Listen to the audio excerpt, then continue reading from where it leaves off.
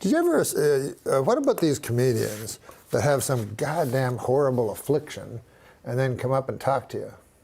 You ever have that happen to you? On stage or in life? No, off stage. So some multiple sclerosis or muscular dystrophy, something like that. Yeah. And then they roll over to you and makes you feel It's not easy. Uncomfortable, and it hurts timing. Yeah. It's a hell of a thing, huh? But when you get a guy close to you like that. Yeah. I don't excel in those type situations. No. And I feel very bad about myself. Sure. Maybe more than any other time. That's Is you when feel I'm bad. dealing with someone with an affliction, and I'm not sure what I'm supposed. If you're walking down the sidewalk and there's somebody coming the other way in a wheelchair, Yeah. do you have a look, or do you oh no, I'm going to act normal? I'm sure he wants me to act normal. What do you do? Well, I look at the guy and I hope to God my face isn't making all kinds of twitches. I like to hedge my bets. I don't want to ignore him, so I'll look at him, but I'll like scowl or something. Really? Yeah. It's the same joke. Oh, is it? Yeah. Can't do the same joke twice. Yeah. Yeah, that's a comedy rule right there. Just shattered. You know, like I saw a one-woman show once by a woman. Mm-hmm. And, Just one? Yeah, only one. And she was like, well, my mother had breast cancer, you know, and now I have breast cancer. And I'm like, well, it's everybody. Like, they think it's so special when everyone gets cancer and dies. Like that's not What if we just ended the podcast? But you know, it's almost like the height of narcissism to think that you're going to you're going to be so brave as to talk about it in person, Right. whereas all you're doing is just garnering sympathy for yourself. Well, I guess that's true. How is that brave? It seems cowardly to me. It seems much braver to me. Like, I remember Richard Farnsworth was a old character actor, and he did a David Lynch movie called The Straight Story, and riddled with cancer, you know, his last movie, and very frail. And it's a fantastic movie if you ever get a chance to see it.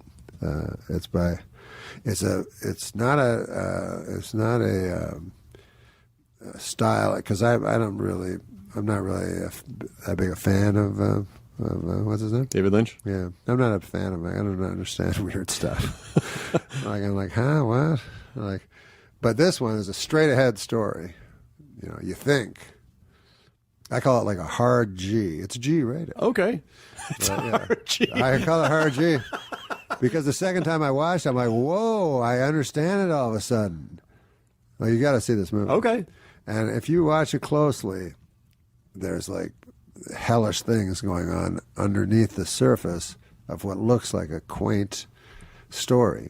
It's based on a guy who, in actual real life, drove his riding lawnmower across the state to visit his brother who was dying.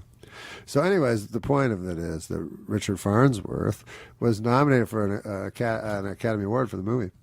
And if he had said he was filled with cancer, he would have won for sure. Sure.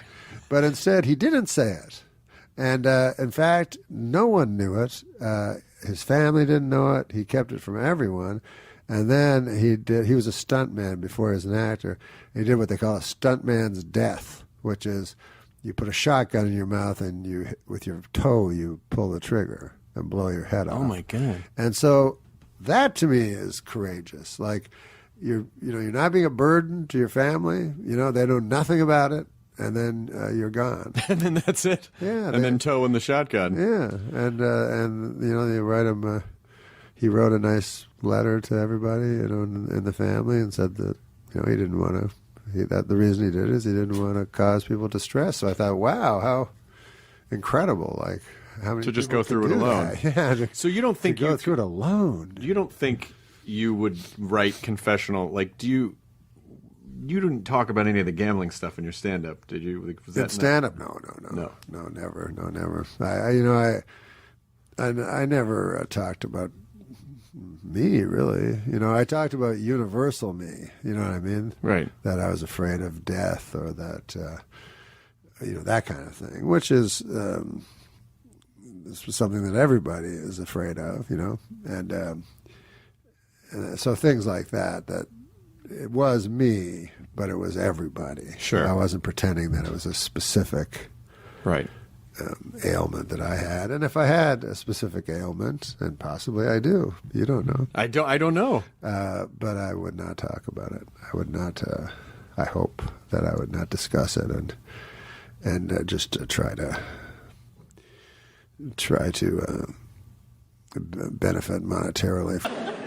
Is it really my fault? 'Cause you try to hit me with your pity till I can't trust, but I still push on. Got me changing my ways, trying to fit poison my. I also loved that I found out that he died after he died. Because to me, show business, we're here for you. You're not here for us. Now, I'm not judging anybody, but there are people who, you know, whatever they're going through, they share it with the audience. Sometimes the audience loves that. I've never been in that camp. I'm not here to burden you. I'm here to lighten your burden. So the fact that Norm, now I didn't know about this, nobody knew about this. Good one, Norm.